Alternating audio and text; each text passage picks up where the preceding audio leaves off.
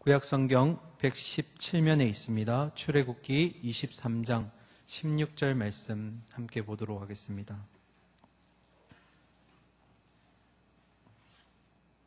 우리 한 목소리로 함께 읽겠습니다. 16절입니다. 맥추절을 지키라. 이는 내가 수고하여 밭에 뿌린 것에 첫 열매를 거둠이니라. 수장절을 지키라. 이는 내가 수고하여 이룬 것을 연말에 밭에서부터 거두어 저장함이니라. 아멘. 할렐루야. 한 주 평안하게 쉬셨습니까? 네. 오늘은 맥추 감사주일로 지내게 됩니다. 그래서 오늘 절기를 맞이해서 세 가지 내용을 준비를 했습니다. 첫 번째, 맥추 감사 절기라고 하는데 절기가 뭘까? 절기가 무엇일까? 신앙의 연수가 조금 되셔도 절기에 대한 개념이 좀 없으신 분들이 계셔서 우리 절기에 대해서 좀 먼저 살펴보고요. 두 번째, 맥추절에 담겨져 있는 의미가 무엇일까? 두 가지 중요한 내용들 살펴보고 마지막에 맥추절을 어떻게 보내야 할까? 우리는 어떻게 맥추절을 보내야 할까? 여기까지 오늘 살펴보겠습니다. 저도 발음이 잘 안 되는데 자꾸 맥추인데 맥주라고 하네요. 네, 맥추입니다. 맥추. 네. 자, 16절 보시면 맥추절을 지키라라고 되어 있습니다. 이 지키다라는 의미에는 단순히 그냥 지키다의 의미가 아니라 매년마다 이 절기가 돌아오면 기억을 해서 행하여라라는 의미가 들어가 있습니다. 그래서 맥추절을 지켜라 하는 건 매년 이 절기가 돌아오면 기억해서 행하여라 라는 의미가 여기에 담겨져 있습니다. 이스라엘의 3대 대표절기 중에 하나가 바로 맥추절인데요. 유월절, 그리고 맥추절, 그리고 마지막 초막절이 대표적인 절기입니다. 그런데 참 아이러니하게도 맥추절이란 단어는 오늘 출애굽기 23장의 16절에 딱 한 번 나옵니다. 다른 데는 나오지 않습니다. 그러면 첫 번째, 이제 절기가 무엇일까? 우리 말씀을 먼저 읽고 절기가 무엇인지 보도록 하겠습니다. 앞에 화면 한번 봐주시고요. 레위기 23장 1절과 2절 말씀 함께 읽겠습니다. 여호와께서 모세에게 말씀하여 이르시되 이스라엘 자손에게 말하여 이르라. 이것이 나의 절기들이니 너희가 성회로 공포할 여호와의 절기들이니라. 아멘. 절기라는 단어가 원문에는 두 단어로 나옵니다. 첫 번째, 지금 보시는 절기라는 단어는 한번 따라해 보실까요? 저를 모에드.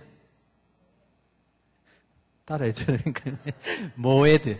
네, 이렇게 히브리어 하나씩 배워가는 겁니다. 네, 모에드라는 단어에는 정해진 시간, 그리고 임명된 시간이라는 뜻이 있습니다. 그런데 오늘 방금 읽었던 레위기 23장 2절의 말씀 잠깐 한 번만 더 띄워주실까요? 23장 2절 말씀. 네, 2절에 보시면 빨간색 글씨 보이시죠? 네, 나의 절기들이다. 여호와의 절기들이다. 그러면 질문 하나 드릴까요? 절기는 누가 제정한 날입니까? 나가 누굽니까? 네, 하나님입니다.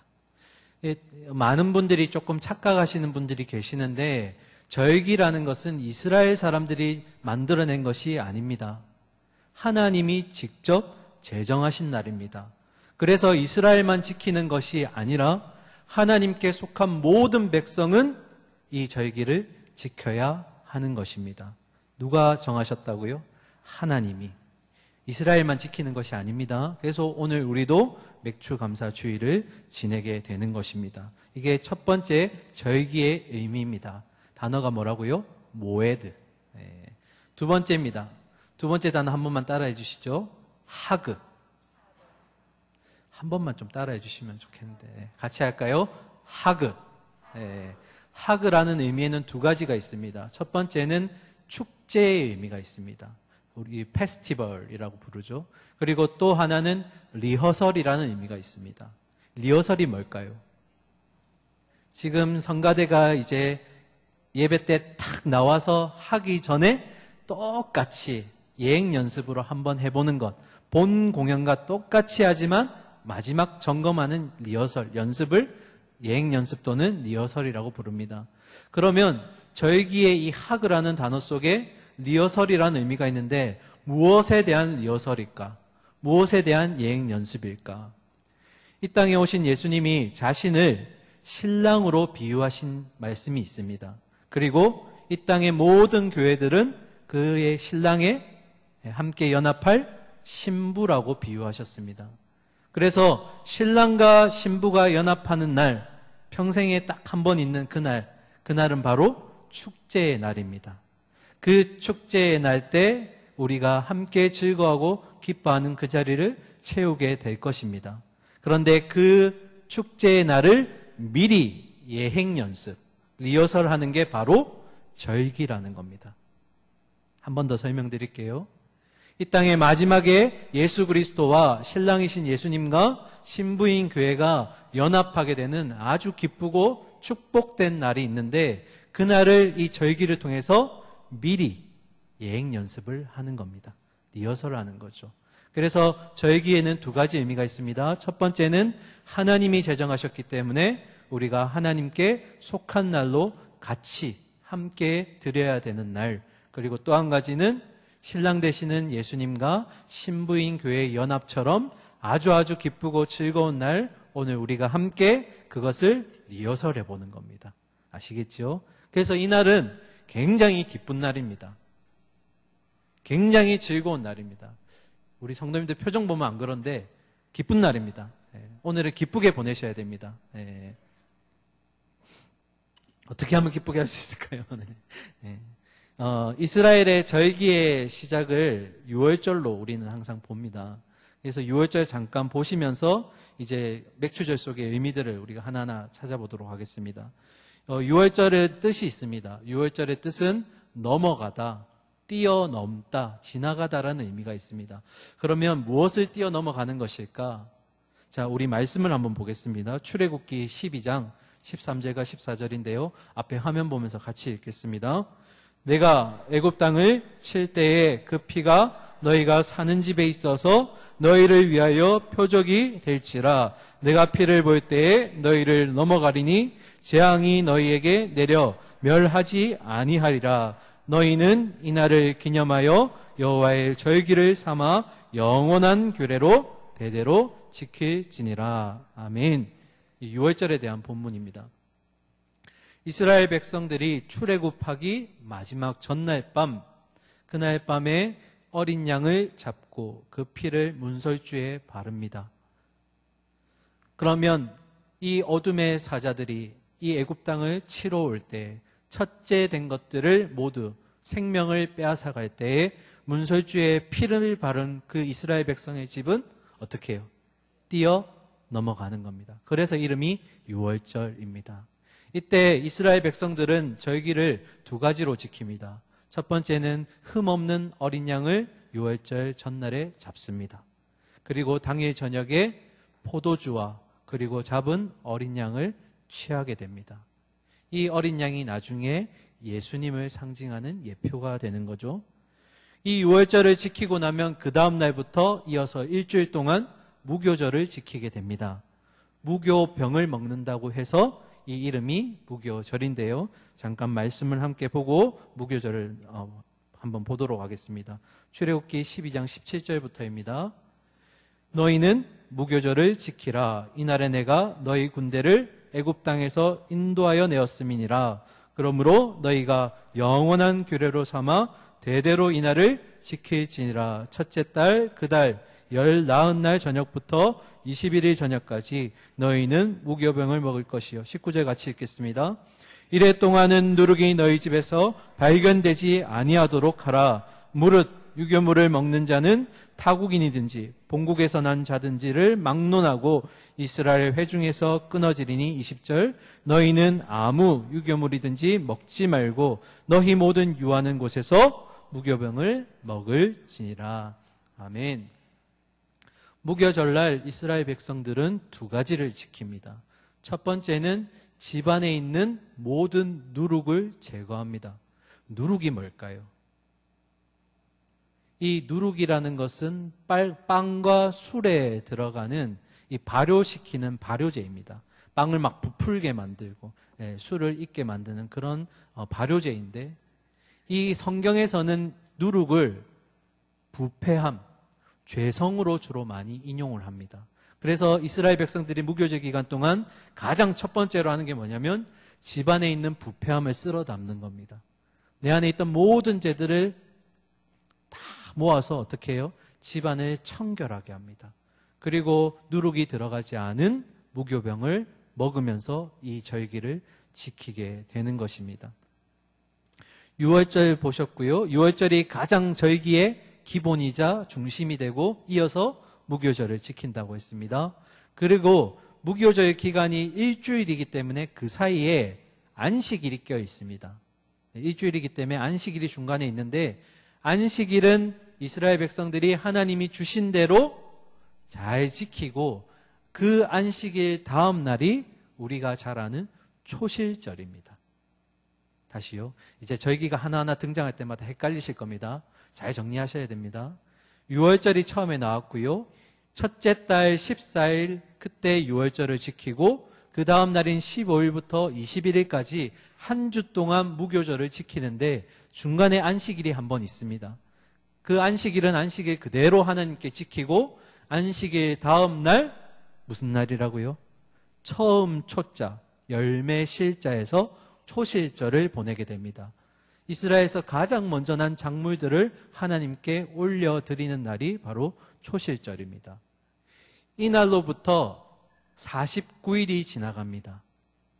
그러면 또 안식일에 걸립니다.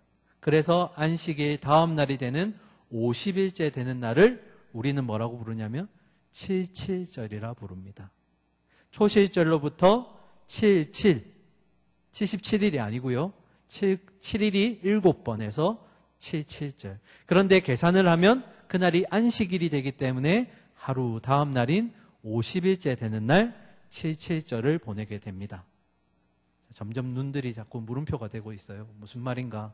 네. 이 77절을 뭘로 섬기냐면 이스라엘 백성들이 밀과 보리를 수확하게 되는데 그것을 감사함으로 하나님께 올려드린 날이 77절입니다. 한 가지 뭔가 내리를 스치는 게 하나 있으신가요? 우리가 오늘 무슨 주일입니까? 77절 아니죠. 맥추절이죠. 맥자가 무슨 맥자일까요? 보리맥자입니다. 추자가 추수할 추자입니다. 맥추절은 결국 보리를 추수하는 날입니다. 그런데 아까 똑같은 의미의 절이 하나 있었죠. 밀과 보리를 수확하는 날. 이게 다른 말로 77절입니다. 그래서 맥추절의 또 다른 이름은 바로 77절입니다. 같은 말입니다. 네, 다른 절기, 이름은 다르지만 같은 절기입니다. 그런데 신약으로 넘어와서 예수님이 부활하시고 난 다음에 사도들에게 이렇게 부탁합니다. 너희에게 약속한 보혜사 성령이 너희에게 올 때까지 너희는 모여서 다락방에서 같이 성령을 사모하면서 기도하고 있어라. 그리고 정확하게 50일이 지나갑니다. 그리고 이 날이 딱 등장하게 됩니다. 우리 사도행전 말씀 잠깐 보실까요? 2장 1절부터 4절까지입니다. 함께 보겠습니다. 오순절 날이 이미 이름에 그들이 다 같이 한 곳에 모였더니 호련히 하늘로부터 급하고 강한 바람 같은 소리가 있어 그들이 앉은 온 집에 가득하며 마치 불의 혀처럼 갈라지는 것들이 그들에게 보여 각 사람 위에 하나씩 임하여 있더니 그들이 다 성령의 충만함을 받고 성령이 말하게 하심을 따라 다른 언어들로 말하기를 시작. 아멘. 무슨 절입니까? 5오자에 10순자 오순절입니다. 그래서 맥추절에 같은 절기이자 이름만 다른 두 절기가 더 있습니다. 그래서 맥추절은 77절이고 또 77절은 오순절입니다. 이름은 다르지만 다 같은 날입니다. 정리가 되셨나요? 네. 우리 한 번만 복습해 보겠습니다. 하나님이 정하신 날, 그것을 우리는 절기라고 부릅니다. 그래서 하나님께 속한 모든 백성들은 이 절기를 지켜야 합니다. 그리고 또 한 가지, 하그라고 된 이 단어 속에는 축제와 리허설의 의미가 있는데 마지막 이 땅에 오실 신랑이신 예수님을 맞이하고 연합하는 신부, 그 기쁨의 축제를 예표하고 있는 것이 바로 절기라는 겁니다. 그 절기 중에 오늘 우리는 맥추절을 이제 맞이하게 됩니다. 맥추절과 동일한 의미 두 가지가 뭐라고요? 칠칠절 그리고 신약에 와서 오순절, 이 세 가지가 같은 절기입니다. 그리고 모든 절기는 6월절을 중심으로 시작이 됩니다. 여기까지 정리가 되셨나요? 이제 넘어가겠습니다. 이제 맥추절 속에 숨겨져 있는 중요한 두 가지 의미를 함께 보도록 하겠습니다. 맥추절은 보리를 수확한 후에 그리고 그 수확한 것을 하나님께 올려드리는 절기라고 말씀드렸습니다.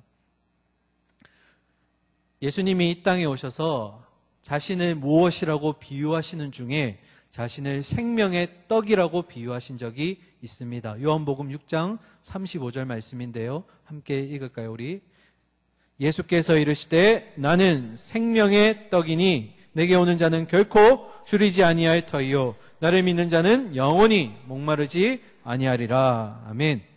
하늘에서 내려오는 생명의 떡이 누구라고요? 예수님 자신이다.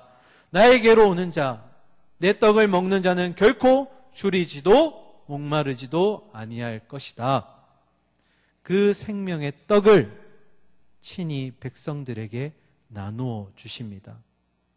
우리가 잘 아는 내용입니다. 요한복음 6장 5절부터 좀 길지만 11절까지 우리 함께 보겠습니다. 제가 한번 읽어드리겠습니다. 예수께서 눈을 들어 큰 무리가 자기에게로 오는 것을 보시고 빌립에게 이르시되 우리가 어디서 떡을 사서 이 사람들을 먹이겠느냐 하시니 이렇게 말씀하시면 친히 어떻게 하실지를 아시고 빌립을 시험하고자 하심이라. 빌립이 대답하되 각 사람으로 조금씩 받게 할지라도 200데나리온의 떡이 부족하리다. 제자 중 하나 곧 시몬 베드로의 형제 안드레가 예수께 여짜오되, 우리 9절은 같이 읽을까요? 여기 한 아이가 있어 보리떡 5개와 물고기 2마리를 가지고 있나이다. 그러나 그것이 이 많은 사람에게 얼마나 되겠사옵나이까? 10절을 예수께서 이르시되 이 사람들로 함께 하라 하시니 그곳에 잔디가 많은지라 사람들이 앉으니 수가 5,000명쯤 되더라. 11절 같이 읽겠습니다. 예수께서 떡을 가져 축사하신 후에 많은 자들에게 나눠주시고 물고기도 그렇게 그들의 원대로 주시니라. 아멘. 무슨 날입니까? 허기지고 목마른 심령들이 예수님 앞에 나옵니다. 말씀을 듣고자 하지만 그들의 마음속에 채워지지 않는 그 허기짐을 예수님이 채워주고자 직접 그 생명의 떡을 나누어 주십니다. 한 아이가 가지고 나온 떡, 그 떡이 뭐라고요? 보리떡. 맥추절이 무슨 맥자가 뭐라고요? 보리맥자. 생각해보면 보리라는 것은 우리 여기 어르신들 많지만 참 우리가 어려운 시절 때 쌀이 없어서 또 그랬을 때 대신에 했던 것들이 보리떡. 그래서 보리고개 세대라는 표현도 있는데요. 왜 그 많은 떡 중에 예수님이 생명의 떡을 얘기하시면서 보리떡을 사용하셨을까? 아마도 이 보리의 모습은 이 땅으로 오신 예수님의 모습과 참 많이 닮아 있지 않을까 생각해 봅니다. 원래 예수님은 하늘에 계실 때 어떤 모습이십니까? 하나님의 영광으로 가득한 하나님과 동일한 분. 그런데 그 영광을 버리시고 이 땅으로 오시면서 가장 낮은 자의 모습으로, 누추한 모습으로 오셨고, 그것도 부족하셔서 종의 형체로 오신 가운데 우리를 위해서 십자가에 매달려 죽으심으로써 우리를 살리셨다. 어린 양 되신 예수님. 그런데 그 모습이 너무나 이 보잘것없어 보이는 보리떡과 참 많이 닮아 있는 것 같습니다. 그런데 바울이 고린도전서 15장 23절에 예수님을 향해서 이렇게 비유를 합니다. 그가 바로 부활의 첫 열매이다. 첫 열매라는 건 그 열매가 끝이 나는 것이 아니라 첫 번째 열매, 이어서 줄줄이 열매를 맺는다는 의미가 있습니다. 첫 열매가 누구시라고요? 생명의 떡이신 예수님. 이어서 우리가 영적인 질서에 따라서 예수님 따라 부활의 열매가 될 줄 믿습니다. 그래서 오늘 이 맥추절에 담겨져 있는, 숨겨져 있는 첫 번째 의미가 뭡니까? 했을 때 그 첫 번째 의미는 바로 이 땅에 생명의 떡으로 오신 그 예수님이 부활의 첫 열매가 되시고 그 다음 우리가 그 열매, 부활의 열매가 된다는 부활의 소망이 이 맥추절 가운데 담겨 있다는 것입니다. 그래서 매우 중요한 절기입니다. 이 맥추절. 생명의 떡, 하찮은 보리떡으로 보이지만 그러나 그 생명의 떡을 취함으로써 우리는 마지막 때에 부활의 열매 가운데 함께할 것이고 그리스도와 교회가 연합되는 그 축제의 자리에 현장에 함께 있을 것입니다. 두 번째 의미를 한번 살펴보겠습니다. 두 번째 의미는 우리가 오순절을 통해서 한번 살펴볼 텐데요. 오순절 성령 강림이 있기 전까지 사도들은 예수님의 약속을 따라 마가의 다락방에 모여서 열심히 기도했습니다. 하지만 그 모임은 그냥 기도 모임일 수밖에 없었습니다. 그런데 50일이 지나고 성령님이 임하시면서 그들은 더 이상 그들이 갖고 있는 복음을 안에 둘 수가 없었습니다. 그 뜨거운 마음들을 가지고 밖으로 나갑니다. 팔레스타인으로. 그리고 더 넘어서 저 사마리아와 유대 땅 끝까지 복음을 전하러 흩어지게 됩니다. 그리고 그곳에는 교회가 세워지게 됩니다. 그래서 이 오순절은 많은 중요한 의미가 담겨져 있지만 가장 중요한 의미는 교회가 탄생하는 절기라는 겁니다. 그래서 맥추절의 또 다른 이름인 오순절을 우리가 살펴봤을 때 맥추절의 중요한 숨겨진 의미 하나는 바로 이 땅의 모든 교회들이 탄생하게 된 절기라는 것입니다.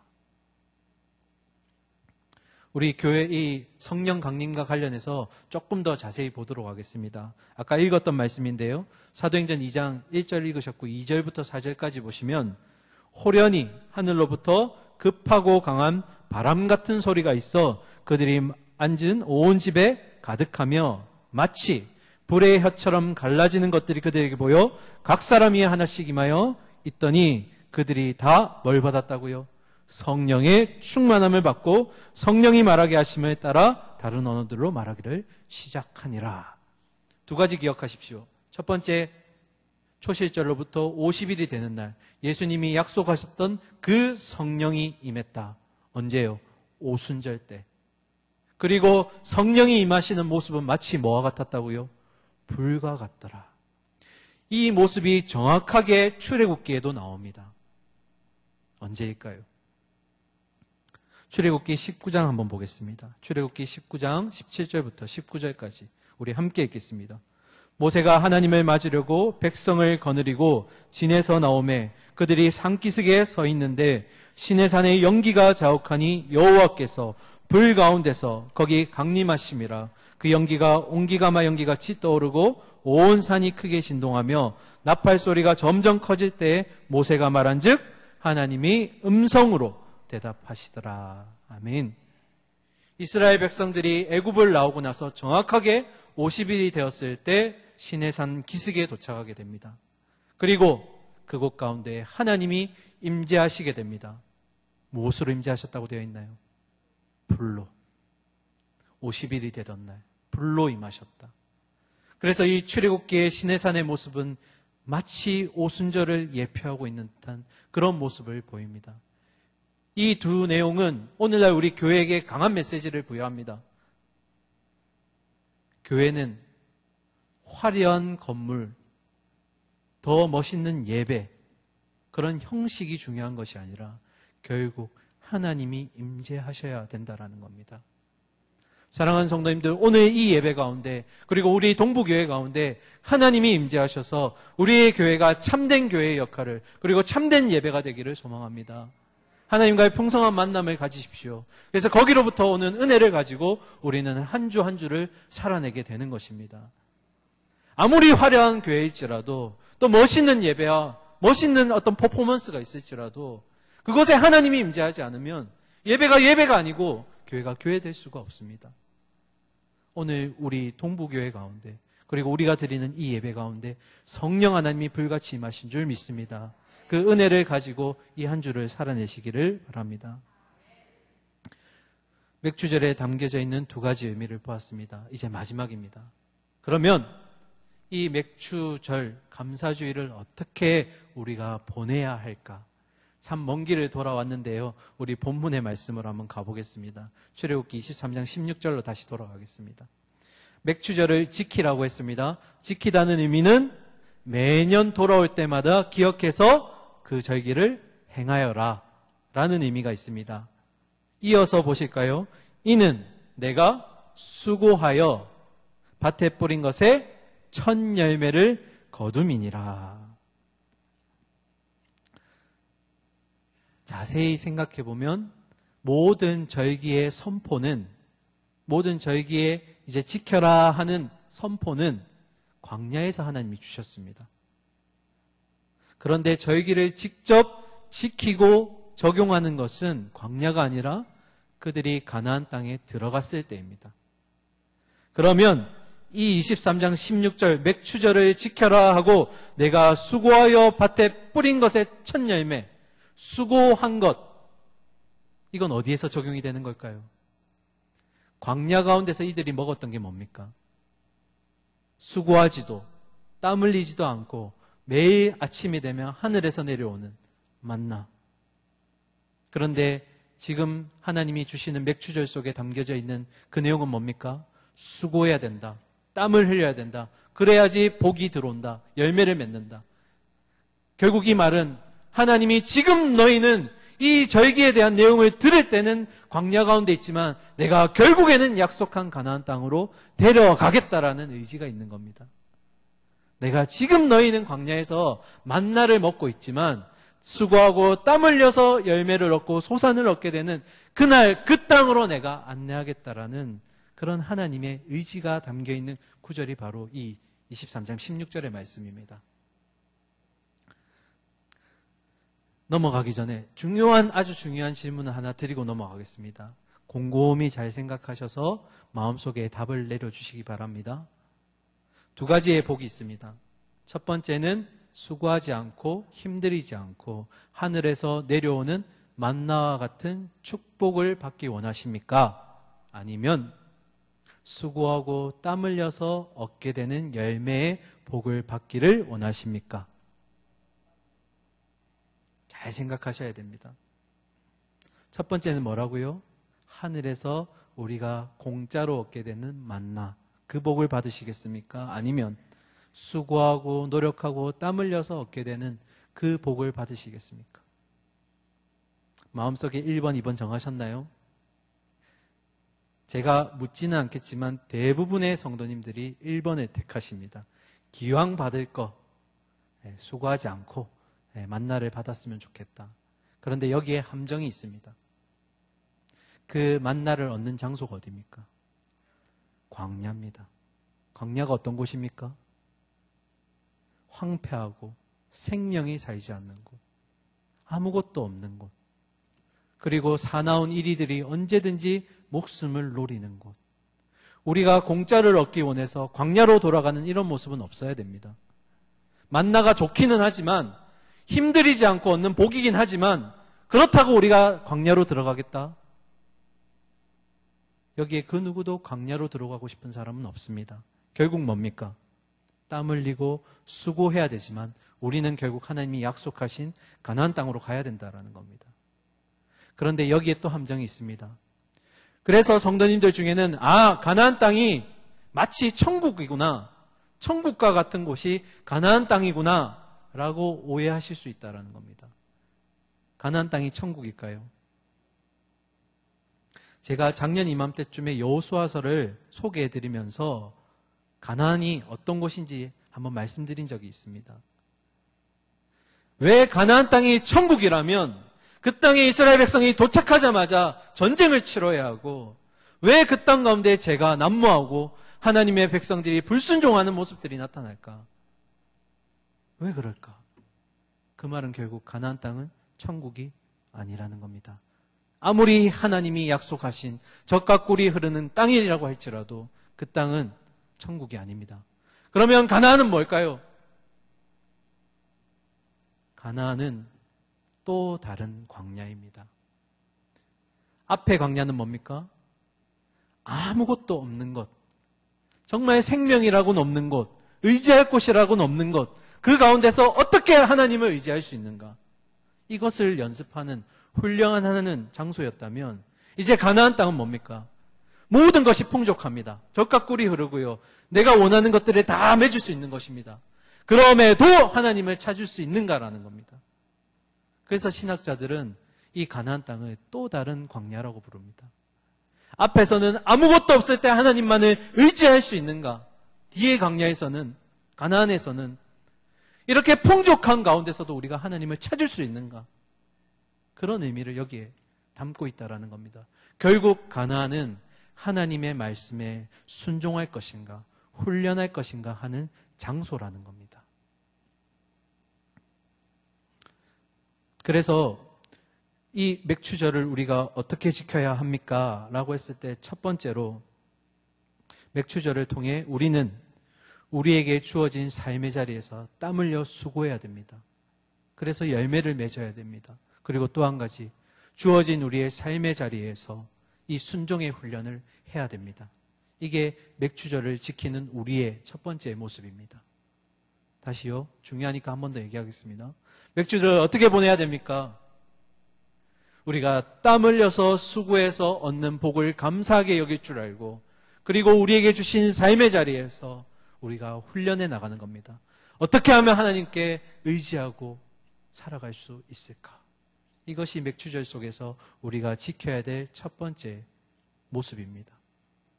두 번째, 맥추절을 어떻게 보내야 될까? 맥추절에 또 다른 이름이 두 개 있다고 말씀드렸습니다. 첫 번째는 칠칠절, 그리고 두 번째는 오순절. 그 중에 칠칠절을 한번 보도록 하겠습니다. 신명기 16장 10절부터 12절까지입니다. 우리 마지막 말씀이니까 함께 읽도록 하겠습니다.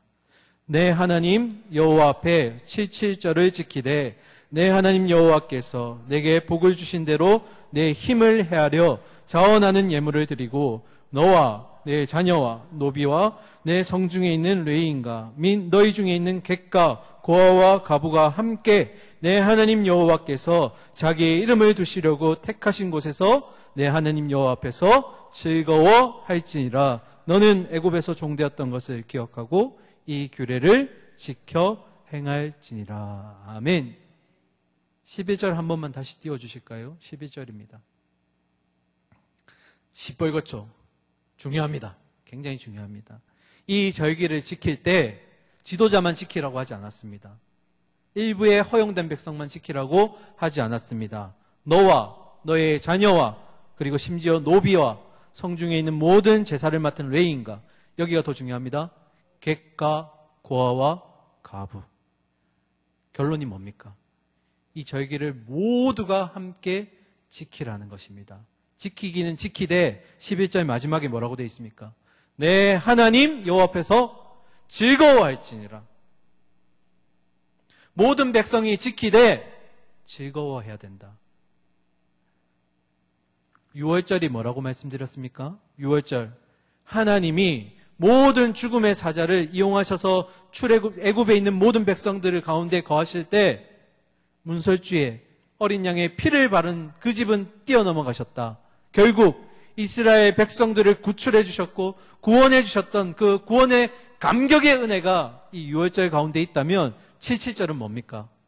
그 구원의 감격을 나만 누리는 것이 아니라 옆에 있는 내 자녀들과 그리고 내 주변의 사람들과 심지어는 고아와 객과 가부까지 모두가 이 구원의 즐거움을 함께 누려야 한다라는 것입니다.